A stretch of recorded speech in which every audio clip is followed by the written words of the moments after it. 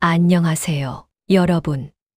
저는 부산에서 작은 식당을 운영하고 있는 46살 원주라고 합니다. 오늘 이렇게 용기를 내서 사연을 보내는 이유는 제 인생에서 가장 소중했던 분과의 이야기를 나누고 싶어서입니다. 사랑했던 가족과 생이별을 했습니다. 그 가족은 제 시어머니였어요. 피로 이어진 가족은 아니었지만 마음으로 맺어진 진짜 가족이었습니다. 하지만 결국 우리는 가족으로 남지 못했어요. 그분과 함께했던 시간들, 웃고 울었던 순간들, 그리고 끝내 헤어져야 했던 이야기를 오늘 여러분께 들려드리고 싶습니다. 지금도 가끔 식당에서 설거지를 하다가 문득 그분 생각이 나면 눈물이 납니다. 손님들 몰래 화장실에 가서 울곤 해요. 그립습니다. 정말 보고 싶습니다. 29살 겨울, 저는 한 남자를 만났습니다. 이름은 윤철, 32살이었죠. 대학가에서 영어 회화를 가르치는 강사였어요. 처음 만난 건 친구 소개팅에서였는데 첫인상부터 달랐습니다. 깔끔한 네이비 코트에 안경을 쓴 모습이 지적으로 보였고 무엇보다 말투가 부드러웠어요. 원주 씨, 커피 좋아하세요? 제가 아는 좋은 카페가 있는데. 그렇게 시작된 인연이었어요. 저는 그냥 평범한 회사원이었습니다. 구로에 있는 중소기업 경리부에서 일하며 매달 월급을 받아 생활하는 그저 그런 직장인이었죠. 매일 아침 7시에 일어나 출근하고 저녁 6시에 퇴근해서 원룸에 돌아와 혼자 TV 보는 게 제 일상이었어요. 윤철은 달랐어요. 미국에서 MBA를 마치고 돌아온 엘리트였고 말투도 세련됐고 무엇보다 저를 진심으로 아껴주는 사람이었습니다. 데이트할 때마다 제가 좋아하는 걸 기억해줬고 제 이야기를 경청해줬어요.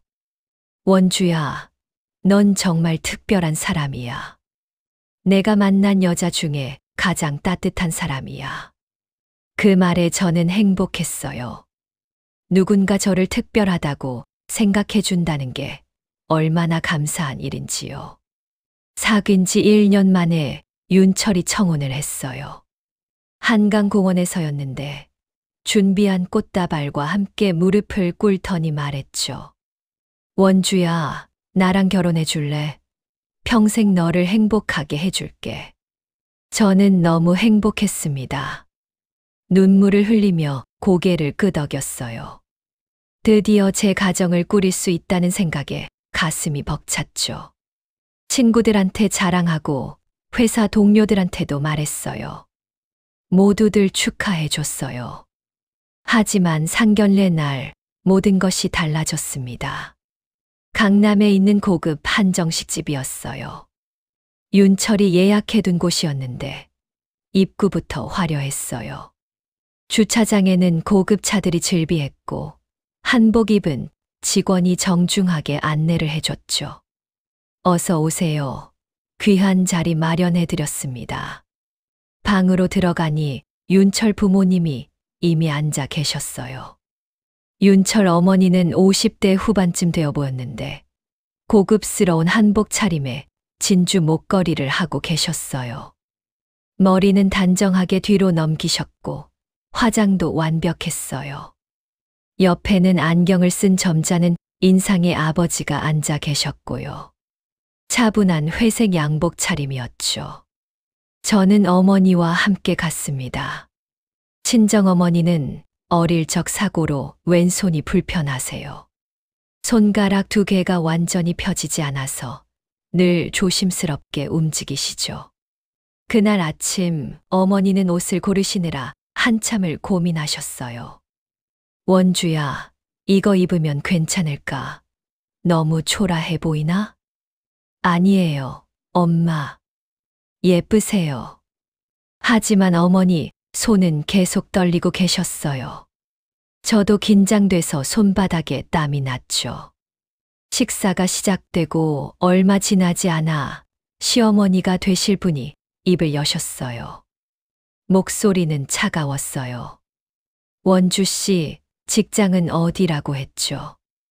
네, 구로에 있는 중소기업에서 격리 일을 하고 있습니다. 아, 격리요. 그럼 월급이 얼마나 되나요? 너무 직설적인 질문에 당황했지만 거짓말할 수도 없었어요. 솔직하게 답했습니다. 250만 원 정도 됩니다. 시어머니 얼굴에 미세한 실망의 빛이 스쳤어요. 입꼬리가 살짝 내려갔고 눈썹이 약간 찌푸려졌죠. 그리고 친정어머니 쪽으로 시선을 돌리시더니 물으셨습니다. 어머님은 무슨 일 하세요? 예전에 식당 일 했었는데 지금은 집에 있습니다. 아, 그러시구나. 남편분은요? 일찍 돌아가셨습니다. 짧은 침묵이 흘렀어요. 시어머니는 찻잔을 들어 차를 한 모금 마시셨어요. 그 모습이 너무 우아해 보였어요. 반면 저희 어머니는 손이 떨려서 찻잔을 제대로 들지 못하고 계셨죠. 시어머니가 찻잔을 내려놓으시더니 저를 똑바로 쳐다보며 말씀하셨습니다. 원주 씨, 솔직히 우리 윤철이는 조건이 좋은 편이에요. 유학도 다녀왔고 집안도 괜찮고요. 우리 집은 대를 이어 교육자 집안이었거든요.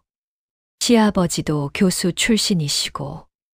그런데 원주 씨는 어떤가요? 너도 내가 양심 없는 줄 알지 않니? 귀를 의심했어요. 방금 뭐라고 하신 거죠?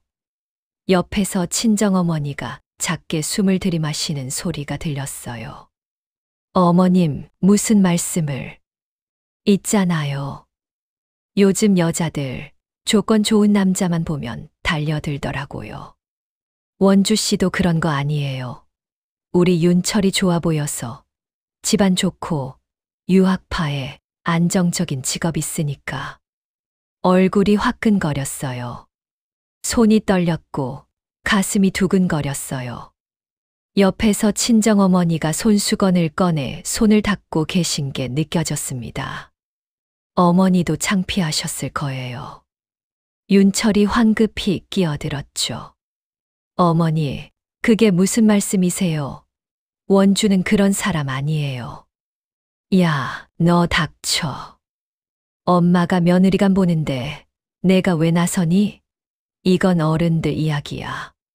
시아버지가 조용히 중재하려 하셨어요. 여보, 그만하시오.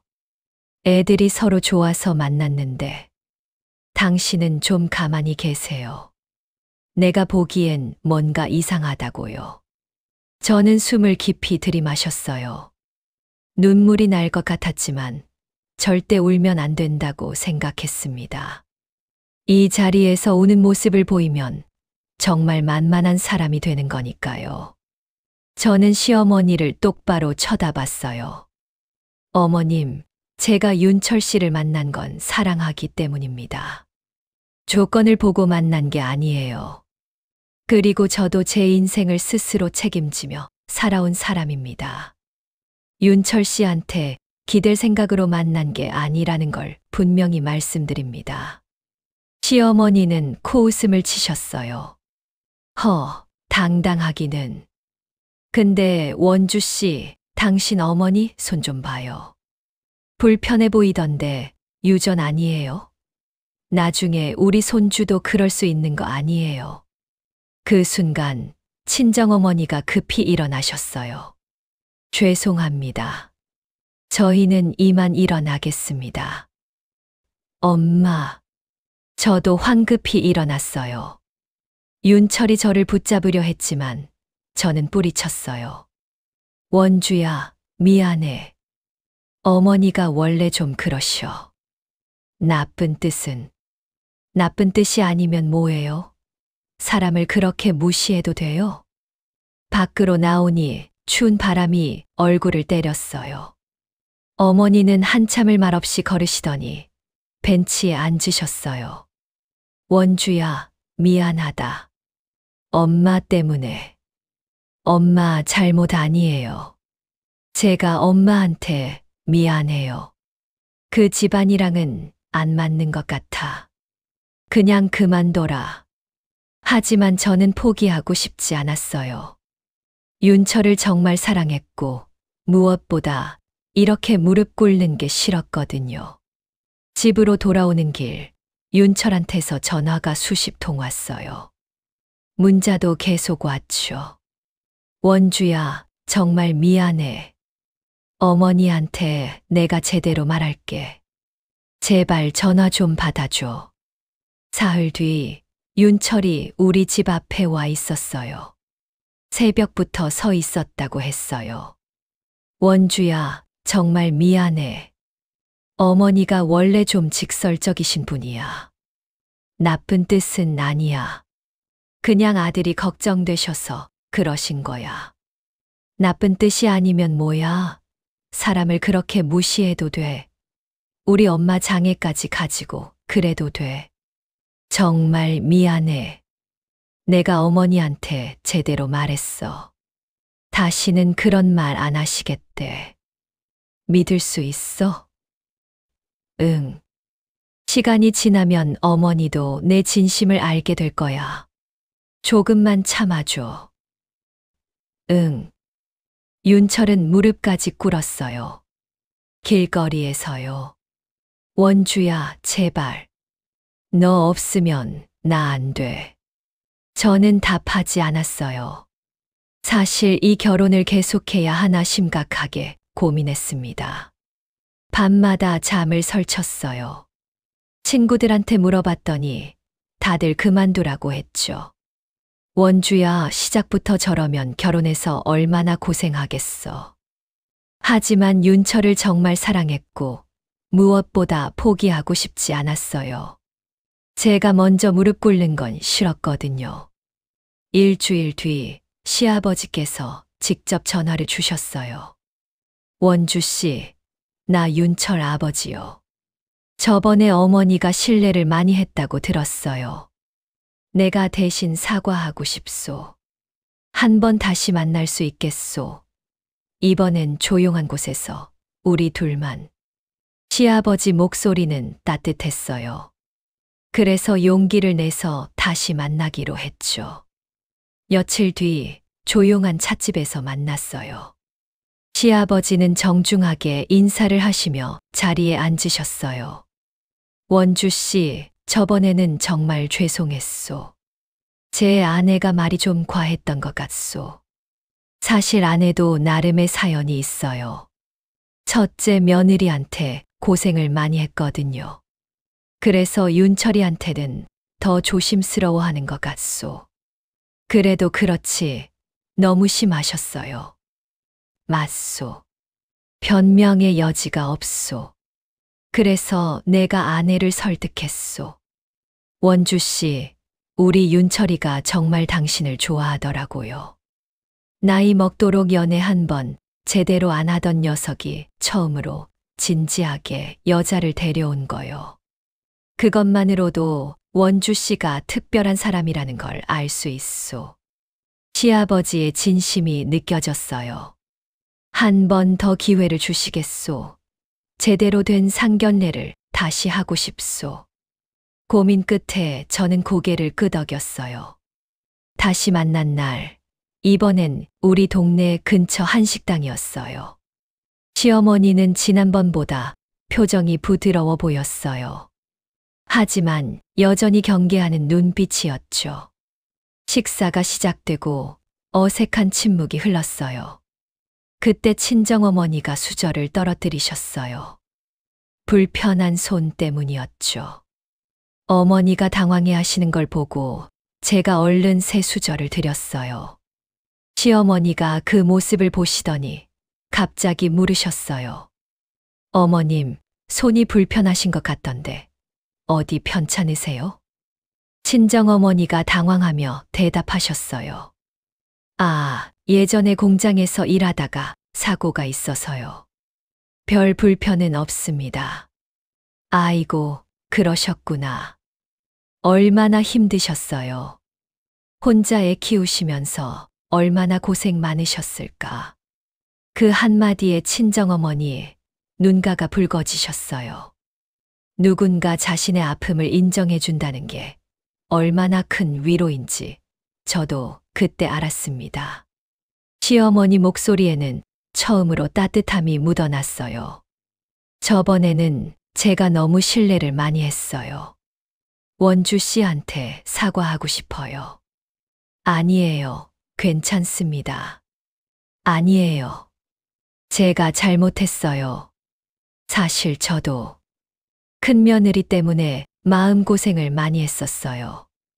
그래서 윤철이한테는 더 조심스러웠는데 그게 오히려 원주 씨한테 상처가 됐네요. 시어머니가 처음으로 자신의 이야기를 하셨어요. 그날 이후로 결혼 준비가 본격적으로 시작됐습니다. 시어머니는 여전히 저를 약간 불편해 하셨지만 적어도 노골적으로 무시하지는 않으셨어요. 예단을 준비할 때도 정성껏 챙겨주셨고 결혼식장도 같이 알아봐 주셨어요. 결혼식 날 시어머니가 제 손을 잡으며 말씀하셨어요. 원주야, 우리 윤철이 잘 부탁해. 아프게 하면 안 돼. 그 말에는 경계심도 있었지만 동시에 아들을 맡긴다는 엄마의 마음도 담겨 있었어요. 저는 고개를 숙이며 대답했습니다. 걱정 마세요, 어머님. 잘할게요. 신혼 초 시어머니와의 관계는 여전히 어색했어요. 명절에 시댁에 가면 시어머니는 저를 거들떠보지도 않으셨죠. 다른 친척들 앞에서도 저를 소개할 때 목소리에 열기가 없었어요. 우리 며느리 원주예요. 뭐, 그냥 평범한 애죠. 특별한 건 없어요. 명절 음식을 준비할 때도 마찬가지였어요. 다른 형님들은 칭찬을 받는데 제가 한 음식은 보지도 않으시더라고요. 이거 누가 했어? 제가 했어요, 어머님. 아, 그래. 그냥 저기 놔둬. 하지만 저는 포기하지 않았어요. 명절 때마다 음식 준비를 누구보다 열심히 했고 설거지도 혼자 다 했어요. 시어머니가 좋아하신다는 갈비찜을 유튜브 보면서 연습했어요. 처음에는 실패했죠. 고기가 질기거나 양념이 싱겁거나. 하지만 몇 번을 연습한 끝에 괜찮은 맛이 나왔어요. 명절 전날 갈비찜을 해서 시댁에 가져갔어요. 어머님, 이거 갈비찜인데요. 맛있게 드세요. 아, 그래. 고맙네. 차가운 반응이었지만 포기하지 않았습니다. 시어머니 생신 때는 손편지를 썼어요. 예쁜 편지지를 사서 정성껏 한 글자 한 글자 적었죠. 어머님, 아직 많이 부족한 며느리지만 항상 감사한 마음을 갖고 있습니다. 어머님이 저를 편하게 생각해 주실 수 있도록 더 노력하겠습니다. 건강하세요. 사랑하는 며느리 원주 올림. 시어머니는 그 편지를 받고 아무 말씀이 없으셨어요. 그냥 한번 훑어보시고는 서랍에 넣으셨죠. 저는 실망했어요. 하지만 나중에 윤철한테 들었는데 시어머니가 그 편지를 서랍에 고이 간직하고 계시고 가끔 꺼내서 보신다고 했어요. 조금씩, 정말 조금씩 시어머니의 마음이 열리기 시작했습니다. 결혼 2년 차 봄, 시어머니가 갑자기 입원하셨어요. 담석으로 수술을 받으셔야 했는데 시아버지는 지방 출장 중이셨고 윤철은 학원에 중요한 수업이 있어서 당장 갈 수가 없었어요. 원주야, 미안한데 내가 먼저 병원에 가줄 수 있겠니? 수업 끝나고 바로 갈게. 당연하죠. 걱정 마세요. 저는 회사에 반차를 내고 병원으로 달려갔어요. 시어머니는 수술복을 입고 침대에 누워 계셨는데 얼굴이 창백하셨어요. 평소에 늘 단정하시던 모습과 달리 화장기 없는 얼굴은 많이 피곤해 보였어요. 어머님, 괜찮으세요? 아, 원주야. 내가 왔구나. 윤철은 조금 있다 올 거예요. 제가 먼저 왔어요. 시어머니는 약하게 미소 지으셨어요. 고맙다, 원주야. 내가 오니까가 마음이 놓이네. 수술 대기 시간 동안 저는 시어머니 곁을 지켰어요. 시어머니가 추우시다고 해서 담요를 더 덮어드리고, 입이 마르시다고 해서 물을 적신 거지로 입술을 적셔드렸어요. 원주야, 만약에 수술 중에 내가 어머님, 무슨 말씀을 그렇게 하세요? 괜찮을 거예요. 그래도 혹시 모르니까. 원주야, 윤철이 잘 부탁해. 그 애가 겉으로는 강해 보여도 사실은 약한 애거든. 어머님, 이상한 소리 하지 마세요. 수술 잘 끝나고 나오실 거예요. 수술은 3시간이나 걸렸어요. 그 시간 동안 저는 수술실 앞 복도를 서성이며 기도했어요. 윤철도 도착해서 같이 기다렸죠. 수술은 무사히 끝났어요. 회복실에서 깨어난 시어머니는 저를 보자 눈물을 흘리셨어요. 원주야, 고마워. 정말 고마워. 일주일간 입원하시는 동안 저는 매일 병원에 갔어요. 퇴근하고 집에 들러서 죽을 끓여 가져갔고, 시어머니 세수도 도와드리고, 머리도 빗겨드렸어요. 병원 음식이 맛없다고 하시면 도시락을 싸서 갔죠. 원주야, 내가 이렇게까지 안 해도 돼. 어머님, 이게 뭐가 힘들어요? 당연한 거죠. 내가 너한테 잘해준 것도 아닌데. 어머님, 그런 말씀 마세요. 퇴원하시는 날, 시어머니가 제 손을 꼭 잡으시더니 말씀하셨어요. 원주야, 이번에 내 덕을 많이 봤어. 정말 고마워. 그리고 미안해. 별 말씀을요, 어머님. 처음에는 솔직히 내가 마음에 안 들었어. 우리 윤철이한테 내가 너무 부족해 보였거든. 집안도 그렇고 학벌도 그렇고. 근데 지금 보니까 내가 얼마나 착한 애인지 알겠더라. 진심이 뭔지 알겠어. 미안했어, 원주야. 그 말을 듣는 순간 눈물이 왈칵 쏟아졌어요. 2년 동안 참고 참았던 서러움이 한꺼번에 터져 나왔죠. 어머님, 울지 마. 이제 울리지 않을게. 앞으로는 내가 편하게 우리 집에 올 수 있게 할게. 약속해. 시어머니가 제 눈물을 닦아주셨어요. 그 손길이 너무 따뜻했어요. 그날부터 시어머니와의 관계가 완전히 달라졌어요. 어느 날 시어머니가 전화를 주셨어요. 원주야, 이번 주말에 시간 있니? 나랑 연극 보러 갈래. 연극이요. 어머님이요. 응, 대학로에서 하는 건데 친구가 추천해줬어. 둘이 가면 좋을 것 같아서. 깜짝 놀랐어요. 시어머니가 저랑 단둘이 데이트를 하자고 하신 거예요. 주말 대학로에서 만났어요. 시어머니는 예쁜 원피스를 입고 오셨어요. 어머님, 오늘 너무 예쁘세요. 호호, 고맙다. 너도 예쁘다. 연극은 가족 이야기였어요. 엄마와 딸의 관계를 다룬 내용이었죠.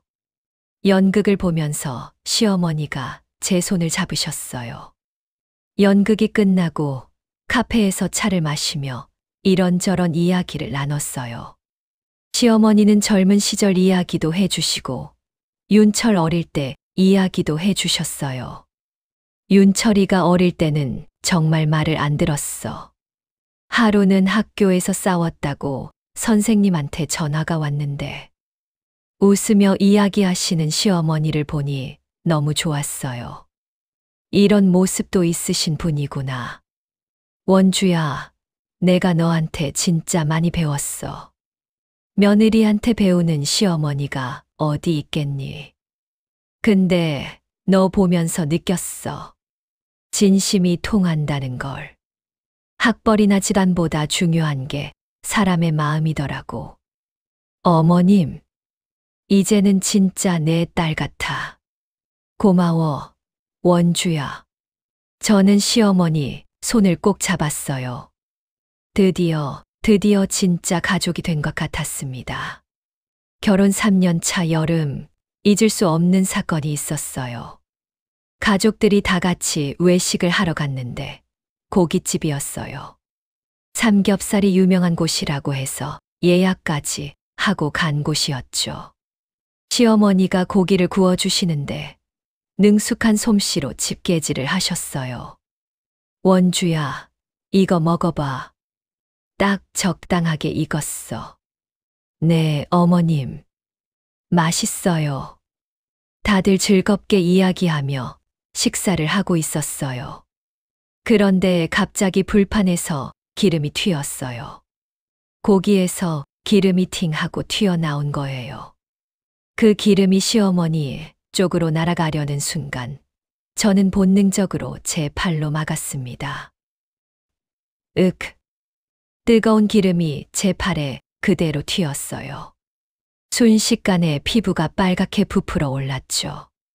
엄청나게 아팠어요. 마치 불에 댄 것 같았죠. 원주야, 어떡해. 시어머니가 놀라서 소리치셨어요. 얼굴이 새하얗게 질리셨어요. 괜찮아요, 어머님. 괜찮아요. 하지만 눈물이 핑 돌았어요. 너무 아팠거든요. 윤철이 황급히 냉수를 가져왔고 종업원이 얼음을 가져다 줬어요. 저는 아픈 것도 잊고 시어머니를 먼저 확인했어요. 어머님, 괜찮으세요? 안 되셨어요? 나는 괜찮은데 너는 어떡하니? 병원 가야 돼. 당장 가자. 식사를 중단하고 급히 병원으로 갔어요. 응급실에 가서 치료를 받았죠. 의사 선생님이 화상 부위를 보시더니 말씀하셨어요. 다행히 2도 화상은 아니네요. 1도 후반 정도예요. 잘 치료하면 흉터도 많이 안 남을 거예요. 정말요? 네. 근데 일주일 정도는 연고를 꾸준히 발라야 해요. 그리고 물집 생기면 절대 터뜨리면 안 돼요. 치료를 받고 나오니 시어머니가 복도에서 계속 눈물을 닦고 계셨어요. 어머님, 저 괜찮아요. 울지 마세요. 내가 조심했어야 하는데. 원주야, 정말 미안해. 어머님 잘못 아니에요. 기름이 튀는 건 어쩔 수 없잖아요. 그날 밤 시어머니가 우리 집에 오셨어요. 손에 연고며 붕대며 약을 잔뜩 들고 오셨죠. 원주야, 이거 다 가져왔어. 이 연고가 좋다더라. 어머님, 이렇게까지 안 하셔도 돼요. 아니야. 나 때문에 내가 다쳤잖아. 시어머니는 제 곁에 앉으시더니 조심스럽게 물으셨어요. 원주야, 진짜 물어보고 싶은 게 있는데. 너 혹시 나보다 내가 다쳐서 다행이라고 생각한 거야? 저는 당연하다는 듯이 대답했어요. 네, 어머님이 다치는 것보다 제가 다치는 게 낫죠. 왜 그렇게 생각해? 저는 어머님 딸이잖아요. 딸이 엄마 대신 다치는 거 당연한 거 아니에요? 시어머니는 제 말을 듣고 한참을 우셨어요. 어깨가 들썩거리며 소리 내어 우셨죠. 고맙다, 원주야. 정말 고마워. 내가 너를 어떻게 받았는데. 너는 날 진짜 가족으로 생각하는구나. 어머님. 시어머니는 저를 꼭 안으셨어요. 그리고 제 이마에 입맞춤을 해주셨어요. 고맙다, 내 딸, 정말 고마워. 너는 우리 집 복덩이야. 그 사건 이후 시어머니는 저를 진짜 딸처럼 대해 주셨어요. 명절 때 다른 친척들한테도 자랑스럽게 소개하셨죠. 우리 며느리 원주예요. 이렇게 착한 애가 어디 있겠어요. 진짜 내 딸이나 마찬가지예요. 친척들이 칭찬해 주시면 시어머니는 더욱 자랑스러워 하셨어요. 결혼 4년 차, 저는 아이를 가졌어요. 임신 소식을 들은 시어머니는 아이처럼 기뻐하시며 눈물까지 흘리셨어요. 진짜야? 원주야, 정말 임신한 거야. 네, 어머님. 이제 8주 됐어요. 아이고, 우리 손주야. 고맙다, 원주야. 정말 고마워. 그날부터 시어머니는 매일같이 집에 오셔서 챙겨주셨어요. 원주야, 미역국 끓여왔어. 엽산도 꼬박꼬박 챙겨 먹어야 돼. 이거 좋다더라. 어머님, 매일 이러시면 어떡해요? 어머님도 피곤하실 텐데. 무슨 소리야. 우리 손주 뱃속에 있는데 이 정도는 당연한 거지. 입덧이 심할 때는 밤늦게까지 제 등을 쓸어주셨어요. 원주야, 조금만 참아.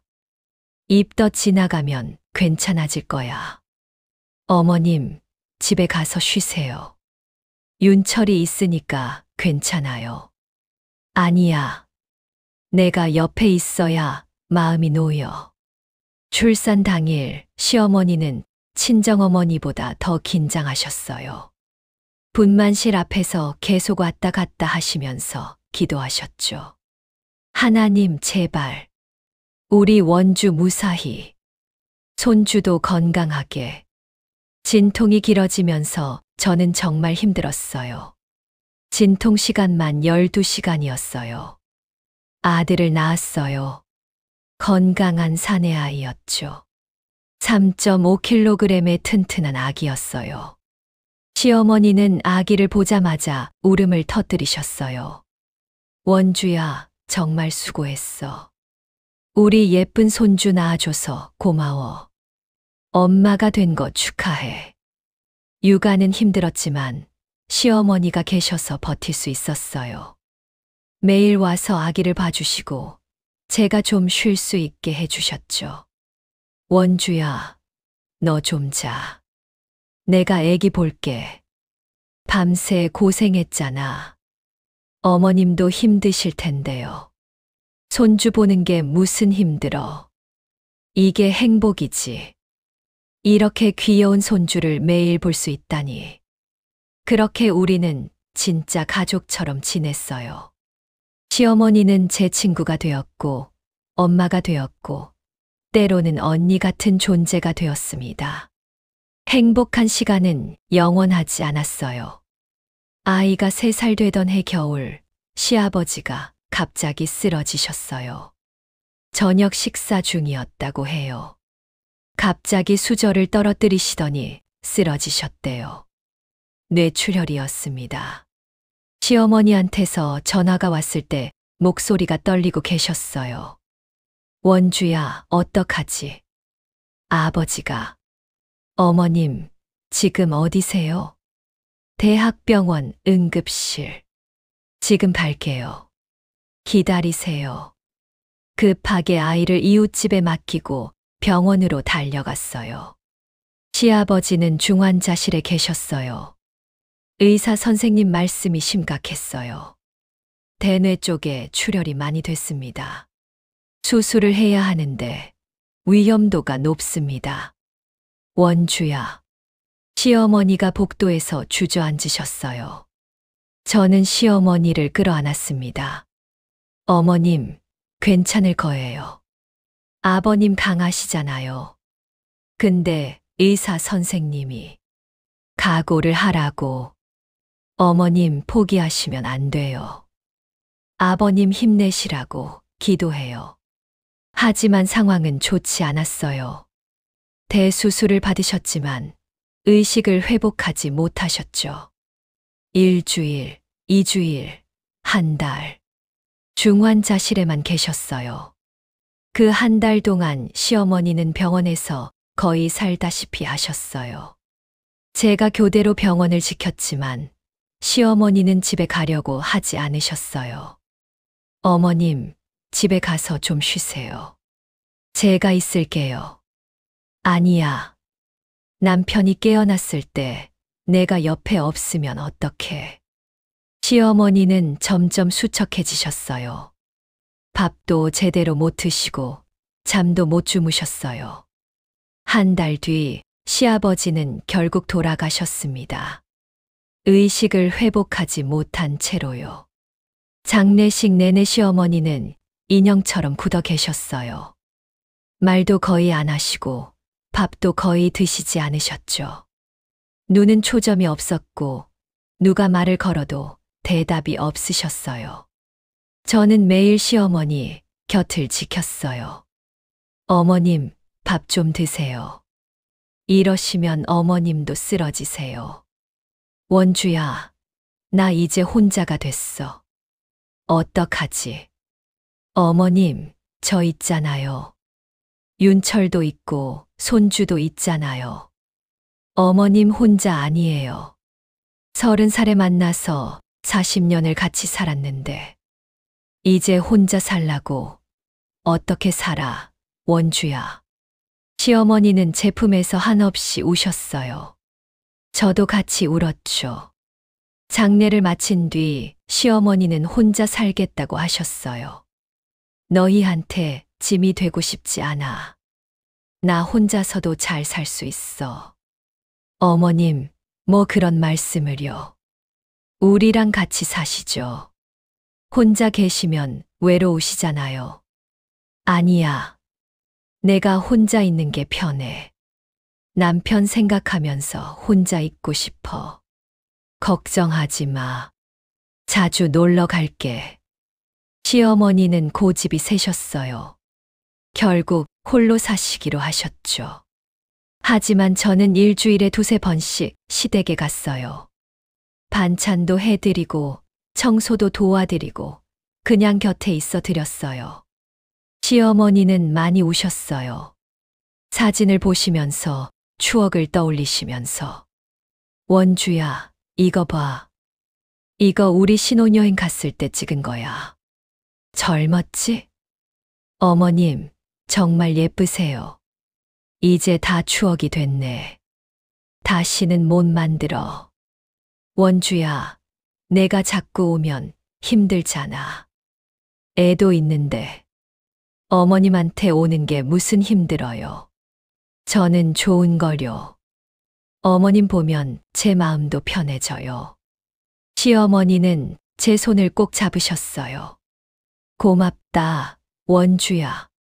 넌 정말 우리 집 복덩이야. 내가 있어서 내가 버틴다. 내가 없었으면 난 진작에 포기했을 거야. 저는 시어머니를 꼭 안아드렸어요. 시어머니 품에서 고인 향수 냄새가 좋았어요. 어릴 때 친정어머니한테서 맡던 그런 냄새였죠. 어머님, 저도 사랑해요. 정말 많이 사랑해요. 나도 사랑해, 내 딸. 너는 내 진짜 딸이야. 그때만 해도 몰랐어요. 이 평화가 곧 무너질 거라는 걸. 이 행복이 곧 산산조각 날 거라는 걸. 아이가 5살 되던 해, 저는 건강검진을 받았어요. 회사에서 단체로 받는 검진이었는데 별 생각 없이 갔었죠. 그런데 위에 혹이 발견됐다는 거예요. 원주 씨, 위쪽에 종양이 보이는데요. 재검사 받으셔야 할 것 같아요. 종양이요. 혹시 암인가요? 정확한 건 조직 검사를 해봐야 알 수 있어요. 며칠 뒤 재검사를 받았어요. 내시경을 하고 조직 검사를 했죠. 결과를 기다리는 일주일이 정말 길었어요. 밤마다 잠을 설쳤고 온갖 생각이 다 들었어요. 만약 암이면 어떡하지? 아이는? 남편은? 결과는 위암 초기였습니다. 하늘이 무너지는 것 같았어요. 겨우 36살인데 암이라니. 아이는 아직 어린데 어떡하죠? 저 죽는 건 아니겠죠. 의사 선생님이 말씀하셨어요. 다행히 초기예요. 수술하면 완치율이 90% 이상입니다. 너무 걱정하지 마세요. 하지만 무서웠어요. 암이라는 단어 자체가 무서웠어요. 윤철한테 말했을 때 윤철은 울었어요. 남자가 우는 걸 처음 봤어요. 원주야, 괜찮을 거야. 초기라며 수술하면 완치될 거야. 그렇지? 무서워, 윤철아. 나 죽는 건 아니지. 무슨 소리야. 안 죽어. 절대 안 죽어. 윤철은 저를 꼭 안아줬어요. 걱정하지 마. 내가 다 알아볼게. 좋은 병원, 좋은 의사 다 찾을게. 넌 그냥 나만 믿어. 시어머니한테도 말씀드렸어요. 전화로 말씀드렸는데 시어머니는 전화를 받자마자 달려오셨어요. 원주야, 정말이니? 위암이라고? 네, 어머님. 근데 초기래요. 수술하면 괜찮대요. 시어머니는 저를 꼭 안으셨어요. 그리고 우셨어요. 울지 마, 원주야. 괜찮아. 초기면 다 나아. 우리 원주 강한 애잖아. 이 정도는 거뜬히 이겨낼 수 있어. 어머님, 무서워요. 나도 무섭다. 근데 우리 포기하면 안 돼. 알았지? 네. 내가 손주 볼게. 너는 치료만 받아. 걱정하지 말고. 알았지? 수술 날 시어머니와 윤철 그리고 친정어머니까지 병원에 와주셨어요. 수술실에 들어가기 전 시어머니가 제 손을 잡으셨어요. 원주야, 꼭 나와야 돼. 알았지? 어머니 딸이잖아. 포기하면 안 돼. 네, 어머님. 나 여기서 기도하고 있을게. 무사히 나와. 수술은 4시간이 걸렸어요. 암 조직을 제거하고 주변 림프절도 일부 제거했대요. 다행히 수술은 성공적이었어요. 암 조직을 다 제거했고 전이도 없었죠. 하지만 의사 선생님이 말씀하셨어요. 수술은 잘 됐는데 안전을 위해 항암 치료를 받으시는 게 좋겠어요. 꼭 받아야 하나요? 재발 방지를 위해서 권장드립니다. 6개월 정도 받으시면 돼요. 항암. 그 말만 들어도 무서웠어요. TV에서 본 항암 환자들 모습이 떠올랐죠. 머리카락이 다 빠지고 피폐해진 모습들. 항암은 정말 힘들었어요. 첫 항암 투여 후 온몸이 아프기 시작했어요. 뼈마디가 쑤시고 속은 계속 메스꺼웠죠. 음식을 먹으면 바로 토했어요. 화장실에서 토하고 있는데 시어머니가 등을 쓸어주셨어요. 원주야, 조금만 참아. 이것만 지나가면 괜찮아질 거야. 2번째 항암 후에는 머리카락이 빠지기 시작했어요. 아침에 일어나니 베개에 머리카락이 수북이 있었어요. 거울을 보니 머리가 듬성듬성 빠져 있었죠. 어머님, 제 머리카락. 괜찮아, 원주야. 나중에 다시 날 거야. 이건 일시적인 거야. 근데 너무 추해요. 아니야. 넌 머리 없어도 예뻐. 시어머니는 예쁜 모자들을 사다 주셨어요. 이거 써봐. 예쁘지? 항암 기간 내내 시어머니는 매일 병원에 오셨어요. 손주를 데리고 와서 제 얼굴을 보여주시고 맛있는 음식도 만들어 오시고 제 손을 잡고 기도도 해주셨어요. 원주야, 조금만 더 힘내. 곧 끝나. 우리 원주는 강한 애니까 이겨낼 수 있어. 어머님, 제가 살 수 있을까요? 당연하지. 우리 원주 안 죽어. 어머니가 안 보내줘. 나 아직 너랑 할 일 많아. 손주 결혼도 같이 봐야 되고, 손주 대학 입학도 같이 축하해야 되잖아. 윤철도 헌신적이었어요. 매일 병원에 와서 제 옆에 있어주고 울지 말라고 다독여줬죠. 원주야, 사랑해. 내가 빨리 나아서 우리 오래오래 함께 살자. 우리 아이 키우면서 행복하게 살자. 고마워, 윤철아. 당신이 있었어. 내가 버티는 것 같아. 6번의 항암이 끝났어요. 정말 힘든 6개월이었어요. 하지만 이겨냈어요. 의사 선생님이 말씀하시길 경과가 아주 좋다고 했죠. 원주 씨, 정말 잘 견디셨어요. CT 찍어봤는데 깨끗해요.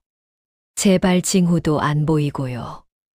완치 판정까지는 5년이 걸리지만 지금 상태라면 충분히 완치 가능해요. 너무 기뻤어요. 살 수 있다니. 아이와 더 많은 시간을 보낼 수 있다니. 어머님, 저 살 것 같아요. 다행이다. 정말 다행이야. 하나님 감사합니다. 우리 원주 살려주셔서 감사합니다. 시어머니와 함께 울면서 기뻐했어요. 그때만 해도 행복했어요. 가족이 있으니까 괜찮다고 생각했죠. 이렇게 함께 힘든 시간을 이겨냈으니 앞으로는 더 행복할 거라고 믿었어요. 하지만 그게 끝이 아니었어요. 진짜 악몽은 이제 시작이었습니다. 항암 치료 중간 특히 심한 부작용이 있던 4차 항암 후에 저는 일주일간 입원해야 했어요. 백혈구 수치가 너무 낮아져서 감염 위험이 커졌다고 했죠. 무균실에 격리돼야 했어요. 시어머니가 아이를 맡아주시겠다고 하셨고, 윤철은 일이 있다며 하루에 한 번씩만 병원에 들렀어요. 원주야, 미안해. 학원 스케줄이 너무 빡빡해서. 요즘 수험생들 특강 시즌이라 정신이 없어. 조금만 참아. 괜찮아. 어머니가 애 봐주시니까 걱정 마. 당신도 일해야지. 고마워, 원주야. 사랑해. 그런데 이번 사흘째 되던 날, 친구 미정이가 급하게 전화를 했거든요. 원주야, 미안한데 윤철이 봤어. 그런데 여자랑 같이 있더라. 심장이 쿵 내려앉았어요. 부동산 앞에서 봤어. 처음에는 착각인가 싶었는데 분명 윤철이 맞았어. 한 여자랑 팔짱까지 끼고 있었어.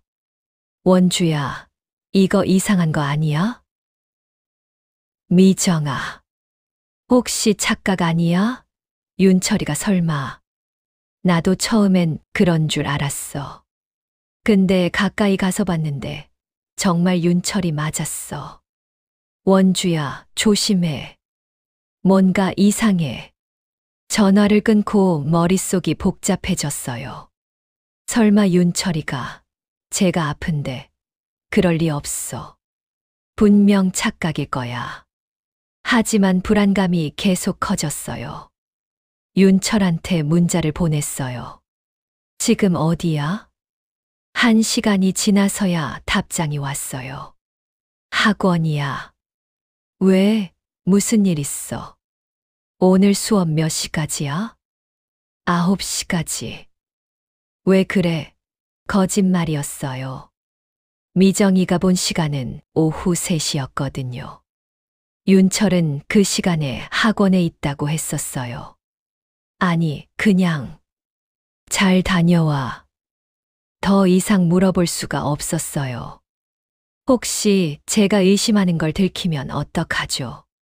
퇴원하는 날, 저는 먼저 집에 가지 않고 미정이가 말한 그 부동산으로 갔어요. 가슴이 두근거렸어요. 안녕하세요. 혹시 며칠 전에 30대 남자분이 여자분이랑 오셨나요? 키 175cm 정도 되고 안경 쓴 분인데요. 부동산 사장님이 고개를 끄덕였어요. 아, 그 분들요? 네, 오셨어요. 이 근처 아파트 알아보러 오셨던데요. 신혼집 구한다고 하시더라고요. 신혼집. 그 남자분이 뭐라고 했는지 기억나세요? 전세로 알아본다고 했어요. 그리고 이 집도 금매로 내놓으실 거냐고 물어보시더라고요. 금매, 우리 집을. 무슨 말씀이세요? 제가 집주인인데 그런 적 없는데요. 사장님 얼굴이 이상해졌어요. 그럼 그 남자분이 거짓말을. 분명히 지금 집을 팔고 전세로 들어갈 거라고 했는데. 어떤 여자랑 왔는데요. 한 20대 후반, 되어 보이는 여자분이었어요. 머리는 긴 웨이브고, 키도 크고, 되게 친밀해 보이던데. 혹시 부부 아니셨어요? 머릿속이 하얘졌어요. 다리에 힘이 풀렸어요. 감사합니다. 부동산을 나와 벤치에 앉았어요. 손이 떨렸어요. 숨이 가빠왔어요. 집으로 돌아왔어요. 윤철은 아직 안 와 있었고, 아이는 시어머니 집에 있었죠. 저는 윤철 서재를 뒤지기 시작했어요. 뭔가 증거가 있을 거야. 분명히. 책상 서랍을 열었어요. 영수증들이 있었어요. 모텔 영수증, 레스토랑 영수증. 날짜를 보니 제가 항암 받던 시기였어요. 더 깊이 뒤졌어요. 그리고 서랍 깊숙한 곳에서 통장을 발견했습니다. 제 명의 통장이었어요. 근데 제가 모르는 통장이었죠. 언제 만든 거지? 통장을 열어봤어요. 거래 내역을 확인했는데 5천만 원이 빠져나가 있었어요. 출금 날짜를 보니 2달 전이었어요. 제가 입원해 있을 때였죠. 손이 떨렸어요. 이게 무슨 일이지? 언제, 어떻게? 제 도장을 훔쳐서 통장을 만든 거예요. 그리고 돈을 빼간 거였죠. 그때 현관문이 열렸어요. 윤철이 들어왔어요. 퇴원했어. 왜 연락 안 했어? 내가 데리러 갈 텐데. 저는 통장을 내밀었어요. 이게 뭐야? 윤철 얼굴이 굳었어요. 안경 너머로 눈동자가 흔들렸어요. 대답해. 이게 뭐냐고. 원주야, 진정해. 설명할게. 설명, 무슨 설명? 내 도장 훔쳐서 통장 만들고 돈 빼간 거 설명하라고? 윤철은 말을 못했어요. 땀이 이마에 맺혔어요. 부동산에도 갔다 왔어. 여자랑 같이 우리 집 팔려고 했다며? 신혼집 구한다고 했다며? 대체 왜 이러는 거야? 원주야, 미안해. 나, 다른 여자 있어? 침묵이 흘렀어요. 그 침묵이 답이었어요. 윤철은 고개를 숙였어요. 얼마나 됐어? 1년. 뒤통수를 맞은 것 같았어요. 1년. 제가 암 진단받고 수술하고 항암받는 동안 이 사람은 다른 여자를 만났다고? 나 죽을까봐 무서웠어. 아니야. 그게 아니라. 그럼 뭐야? 아픈 와이프 버거워서 다른 여자 찾은 거야? 머리 빠진 내가 보기 싫어서. 원주야, 그게 아니야. 그럼 뭐야? 말해봐. 윤철이 입을 열었어요. 사랑이 식었어. 그 한마디에 모든 게 무너졌어요. 제가 믿었던 남편, 제가 사랑했던 사람, 제 옆에 있을 거라 믿었던 그 사람이 저를 배신한 거예요. 나가. 나가라고 당장 내 눈앞에서 사라져. 윤철은 더 이상 말하지 않고 짐을 챙겨 나갔어요. 문이 닫히는 소리가 들렸어요. 그날 밤 저는 혼자 울었어요. 아이는 시어머니 집에 있었고 집엔 저 혼자였죠. 왜 이런 일이 생긴 걸까요? 제가 뭘 잘못한 걸까요? 며칠 뒤 제가 직접 조사를 했어요. 윤철의 핸드폰 기록을 봤죠. 그 여자와의 문자 내역이 다 있었어요. 오늘 당신 생각 많이 했어. 나도. 빨리 보고 싶어. 조금만 기다려. 곧 정리할게. 정리, 나를 정리한다고? 더 충격적인 건 돈의 행방이었어요. 제 통장에서 빼간 5천만 원은 그 여자한테 간 거였어요. 여자의 빚을 갚아준 거였죠. 시어머니한테 말씀드렸어요. 차마 전화로는 못하고 직접 찾아뵀죠. 어머님, 할 말이 있어요. 그래, 무슨 일이야? 얼굴이 안 좋네. 윤철이가 바람을 폈어요. 그리고 제 돈도 훔쳐갔어요. 시어머니 얼굴이 일그러졌어요. 뭐라고? 그게 무슨 소리야? 저는 모든 걸 말씀드렸어요. 통장, 부동산, 그 여자 이야기까지. 하나하나 자세히 말씀드렸어요. 시어머니는 한참을 말이 없으시더니 갑자기 주저앉으셨어요. 어떻게 그럴 수가 있어. 어머님, 미안하다, 원주야. 정말 미안해. 내가 그런 새끼를 낳았네. 미안해. 시어머니는 계속 우셨어요. 내가 윤철이한테 말하겠어. 당장 그 여자 끊고 내한테 빌라고 할게. 약속할게. 하지만 상황은 더 나빠졌어요. 윤철은 돌아오지 않았어요. 시어머니가 아무리 전화해도 만나자고 해도 피했죠. 가끔 문자로만 답장이 왔어요. 어머니, 죄송해요. 제 선택이었어요. 일주일 뒤 윤철한테서 문자가 왔어요. 원주야, 만나자. 할 이야기가 있어. 만났어요. 조용한 카페에서였죠. 윤철은 예전과 달리 여유로워 보였어요. 오히려 제가 더 초라해 보였죠. 원주야, 이혼하자. 직설적이었어요. 우리 아이는 어떡하고? 양육권은 내가 가져. 양육비는 줄게. 재산 분할도 법대로 하자. 너무나 태연한 목소리였어요. 마치 남의 일처럼. 감정이 하나도 없었어요. 왜 이러는 거야? 우리 그렇게 행복했잖아. 힘들 때 같이 이겨냈잖아. 원주야, 미안해. 나 더 이상 못하겠어. 사랑이 없어. 사랑이 없으면 만들면 되잖아. 우리 처음에도 그랬잖아. 아니야. 진짜 끝이야. 윤철은 커피 값을 테이블에 놓고 일어났어요. 변호사 선임했어. 곧 연락할 거야. 그렇게 윤철은 가버렸어요.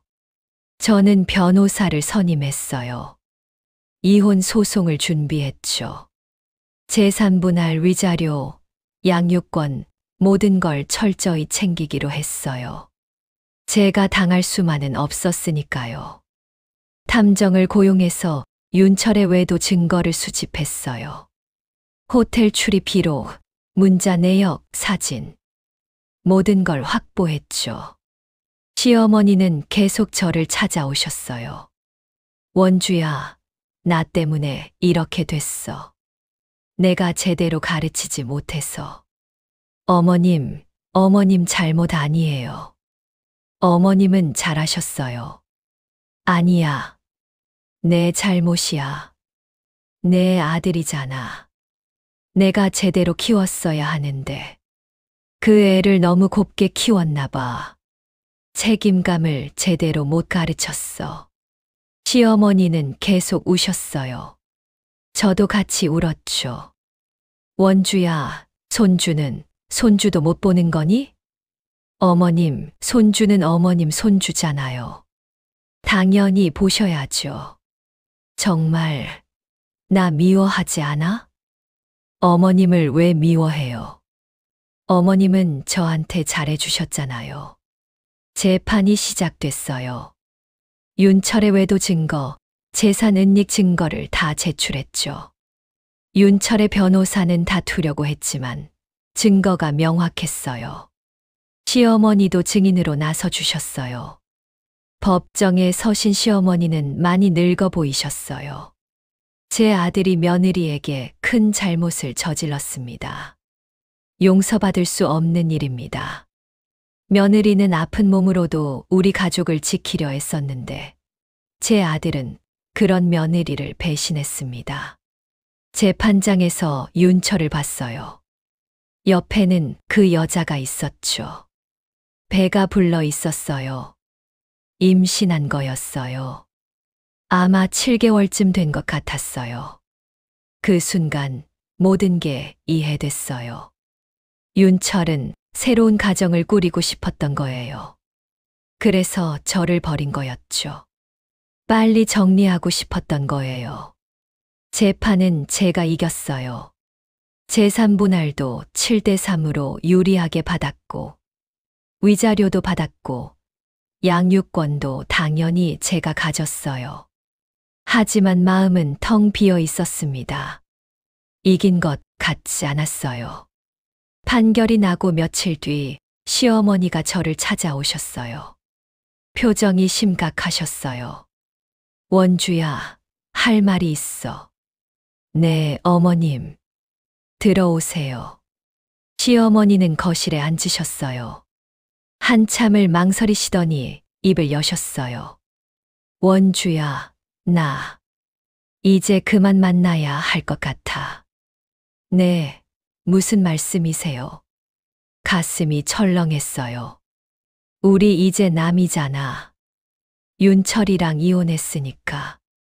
법적으로 우리는 더 이상 시어머니, 며느리 사이가 아니야. 어머님, 그래도 저는. 아니야, 원주야. 너한테는 미안하지만 나도 힘들어. 내 아들이 저지른 일이지만 그래도 내 아들이야. 나 이제 늙었어. 더 이상 이렇게 마음 아픈 거 견딜 자신이 없어. 그리고 솔직히 말하면 너를 볼 때마다 내 아들이 저지른 잘못이 생각나. 너무 미안하고 부끄러워. 내가 너를 어떻게 봐? 어떤 얼굴로 봐? 시어머니는 눈물을 닦으셨어요. 고마웠어, 원주야. 정말 고마웠어. 너는 내 진짜 딸이었어. 근데 우리 이제 가족이 아니잖아. 며느리도 아니고 시어머니도 아니고 그냥 한때 가족이었던 두 여자일 뿐이야. 어머님, 제 마음속에서는 어머님이 여전히 가족이에요. 시어머니는 고개를 저으셨어요. 원주야, 내 마음은 고맙지만 우리 이렇게 계속 만나면 너도 힘들어. 새 출발해야지. 과거에 매여 있으면 안 돼. 시어머니는 무릎을 꿇으셨어요. 갑자기요. 어머님, 뭐 하세요? 일어나세요. 미안해, 원주야. 내 아들이 내게 너무 큰 죄를 지었어. 어머니가 대신 빈다. 제발 용서해다오. 우리 윤철이를 용서해다오. 어머님 일어나세요. 어머님 잘못 아니잖아요. 아니야. 내 잘못이야. 내가 제대로 키웠어야 하는데 인간의 도리를 못 가르쳤어. 저는 시어머니를 일으켜 세웠어요. 그리고 꼭 안아드렸습니다. 어머님, 저한테는 지금도 어머님이 가족이에요. 제 마음속에서는요. 윤철이는 미워하지만 어머님은 아니에요. 절대 아니에요. 시어머니도 저를 안으셨어요. 두 사람은 한참을 그렇게 울었어요. 고맙다, 원주야. 근데 넌 내 딸이었는데 결국 이렇게 돼버렸구나. 내가 너를 지켜주지 못했네. 어머님, 원주야, 나 이제 가야 할 것 같아. 손주도 이제 못 보는 게 맞는 것 같아. 너도 새 출발해야 되는데 내가 계속 나타나면 과거가 떠올라서 힘들잖아. 어머님, 그건 아니에요. 손주는 어머님 손주잖아요. 아니야. 이제 내가 볼 자격이 없어. 미안해, 원주야. 시어머니는 제 손을 놓으셨어요. 천천히 조심스럽게. 잘 살아라, 원주야. 행복해야 돼. 꼭 행복해야 돼. 알았지? 나도 너를 정말 많이 사랑했어. 진짜 내 딸이었어.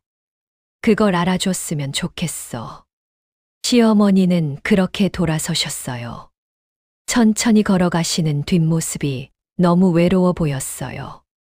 저는 그 자리에 멍하니 서서 시어머니를 봤어요. 어머님, 시어머니가 멈추셨어요. 고개를 돌리시더니 미소를 지으셨어요. 눈물 범벅인 얼굴로요. 사랑했어, 원주야. 정말 많이 사랑했어. 그리고 다시 걸어가셨어요. 점점 멀어지는 시어머니의 뒷모습을 보며 저도 울었어요. 시어머니는 그날 이후로 연락이 끊겼어요. 전화도 안 받으시고 문자도 답이 없으셨죠. 제가 시댁에 가도 문을 안 열어주셨어요. 한 달쯤 지나서 간신히 통화가 됐어요. 어머님, 저예요. 왜 연락을 안 받으세요? 원주야, 미안해. 나 지금 시골에 내려와 있어. 시골이요? 응. 전원주택 하나 얻어서 혼자 살고 있어. 조용한 데서 좀 쉬고 싶어서. 어머님, 주소 알려주세요. 찾아뵐게요. 아니야, 원주야. 오지 마. 제발. 왜요? 저 보기 싫으세요?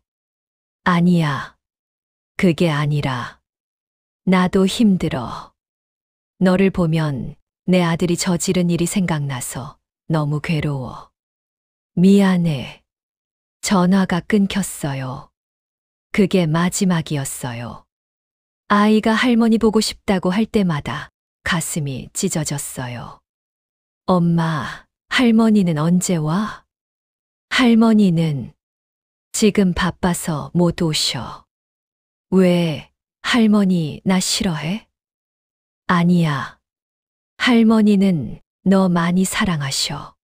하지만 시어머니는 오지 않으셨어요. 아마 저를 볼 때마다 아들이 저지른 일이 생각나셨을 거예요. 그게 너무 고통스러워서 피하신 것 같았습니다. 어느 날 시어머니 생신이었어요. 저는 용기를 내서 시댁으로 갔어요. 혹시 모르니까요. 혹시 돌아오셨을지도 모르니까. 초인종을 눌렀는데 나오지 않으셨어요. 하지만 안에서 소리가 들렸어요. 누군가 있었어요. 어머님, 접니다. 원주요. 어머님 생신이잖아요. 문이 조금 열렸어요. 시어머니가 문틈으로 얼굴을 내미셨는데 많이 수척해지셨어요. 머리에 흰머리도 많이 늘었고 얼굴도 헬쑥해지셨어요. 원주야. 어머님, 미역국 끓여왔어요. 생신인데 혼자 계시면 안 되잖아요. 원주야, 고맙긴 한데 그냥 두고 갈게요.